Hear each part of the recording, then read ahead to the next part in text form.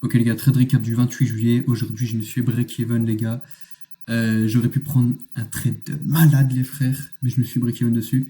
Juste avant de commencer la vidéo les frères, je sais qu'il y a des gens qui me demandent dans les commentaires ma stratégie. Du coup, j'ai fait toute un notion dessus.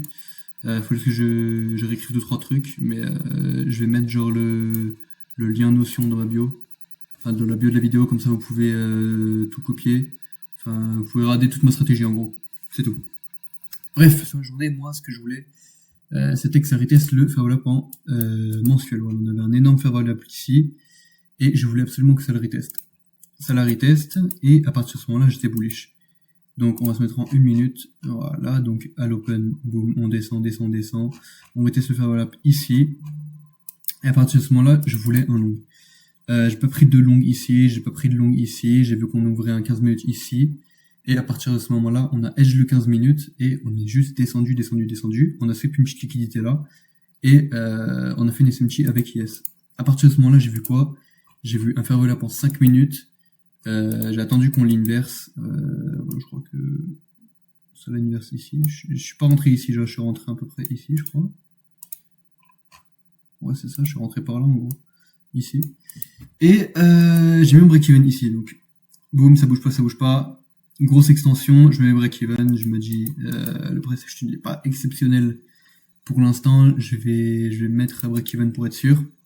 Ça me break-even à combien les frères? Wesh. Il y a même pas de pourcentage, hein. Il y a même pas de pourcentage les frères. Un tick. À 1 point je me fais break-even. Et boum les frères. Je me fais break-even à 1 tick. Et j'ai raté un 4R les frères. J'aurais fait, vu que j'ai risqué 250, j'aurais fait 1000. J'aurais été tellement bien sur mon funded, ça aurait été magistral, les frères, vraiment, j'aurais pété un câble. Mais bon, je veux 18 centimes. C'est comme ça.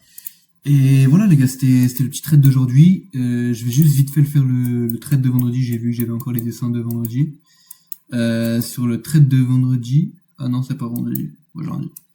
Je vais essayer de retrouver le trade de vendredi. Je sais plus où c'est. Bref, en gros, vendredi, j'ai gagné. C'est où? En gros, si vous voulez, j'ai vu quoi? J'ai vu que par là-dedans, il va faire pendant 15 minutes. Ça va retest le 15 minutes. Et à partir de ce moment-là, il y avait un fair value gap pendant 2 minutes, je crois, mais j'avais attendu pour j'avais fait le 30 secondes, moi. Vu qu'il y avait un fair value pendant 30 secondes, on l'a inversé, plus il y avait un CSD. Du coup, j'ai pris. J'avais un meilleur R et j'ai pris mes profits ici ou ici, je sais plus. Et voilà, le trade il avait parfaitement marché. Voilà, dès sur mon compass, je sais pas quoi. Voilà, la semaine dernière, c'est plus la merde ce trade là. Les 3 premiers jours de la semaine dernière, franchement, j'ai tradé comme de la merde. Ce trade là, break-even, mais il était parfait. Du coup, ce trade là de vendredi dernier, parfait aussi. Et aujourd'hui, trade parfait, mais je me suis peut-être mis break-even trop tôt. En vrai de vrai, j'aurais dû attendre le 15 minutes pour me mettre break-even. Et j'aurais gagné. Donc voilà.